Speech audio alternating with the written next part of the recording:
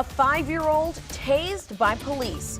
Hear from family and witnesses in a story you'll only find on 5 on Your Side. And the view over St. Louis as we start off on a sunny but warm day. I'll tell you what it'll feel like. Plus, there won't be a Labor Day parade in downtown St. Louis this year, but we've got you covered. The town's still celebrating with their own parades tomorrow morning.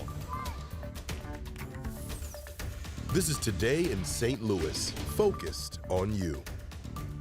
Oh, take a look at that. Here's a look to start your Sunday morning at the Gateway Arch downtown, decorated by the wonderful colors of the first light, Tracy? Yeah, first light. Right? You Okay. nailed it. Not Chester quite Lampkin, our sunrise. old meteorologist, would be so proud of you. Oh my goodness, thank you so much. Shout out to Jordan Dressman, that was his name, and he taught me the difference. First light, sunset, we got it down, Jordan. Hope you're doing well in Huntsville. Thanks so much for joining us this morning. It's Sunday, September 3rd. We made it to September. Before you know it, it'll be Christmas, Tracy. I goodness gracious. Thank you for joining us. I'm Sydney Stallworth, and of course we have Tracy Henson here. Thrilled to be here in September because I know that hot days like what we're going to have today are numbered. Oh, I know you like them. Yeah, I mean, I'm over I do. You know, enough. I'm not rooting for a heat wave or anything. Another heat wave, I should say. But gosh, you know, if we hit the hundreds, I'm leaving. Okay. I might be will. right behind you. Maybe my warm day loving is over. I mean, there you go. This summer was kind of rough. Yeah. Oh, it was. Yeah. All right. So that view again, just to show you, gosh, it is so pretty out there in those first light hours. It's always the best. You can't paint a picture like that. And temperature-wise, it's quite a stark difference compared to last week, even compared to yesterday. It is 74 degrees outside right now. Humidity's at 87%, which is no surprise because we usually have more humidity overnight. I know, the dreaded heat index chart. It's been, we got to take a break from the heat index chart last week, but it's back today. 98 degrees will be what it will feel like today. So your phone temperature, that's going to lie to you. It's not telling the truth. It's going to feel much hotter than that actual temperature today. For tonight, still warm. Not much of a cool down. We drop down into the mid 70s. Winds still pumping out of the south, so that's pushing up that Gulf Coast air, that damp, humid air from the Gulf Coast. So that's why we're so humid today. Our sunset is just a little before 7:30. All right, thank you so much, Tracy. This morning, a 5-year-old boy is recovering after he was tased by police during a Labor Day picnic. It happened in Deloge, just 1 hour south of St. Louis. Our Diamond Palmer spoke with the family in their first interview since it happened. The family claims the Deloge Police Department didn't apologize for what happened.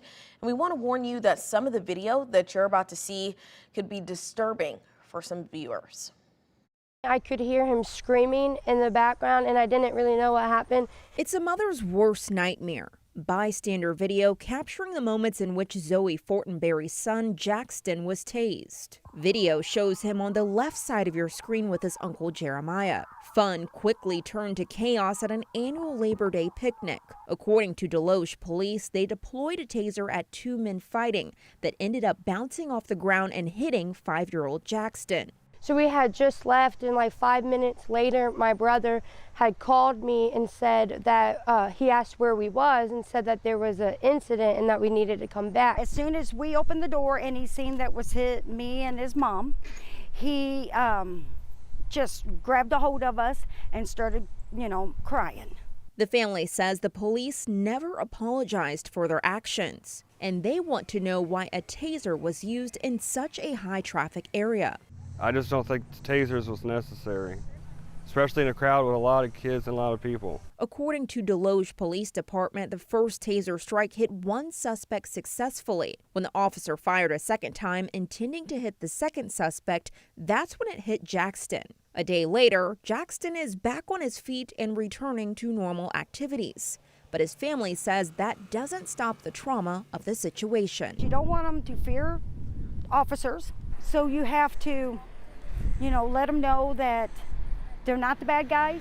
But then again, how do you explain how he was tased? As for what's next for the family, they say time will tell as the Deloge Police Department proceeds. Was everything done that should have been done? Is kind of why we're waiting on the investigation. Was this prevented or could have been prevented is the question. Diamond Palmer, 5 on your side.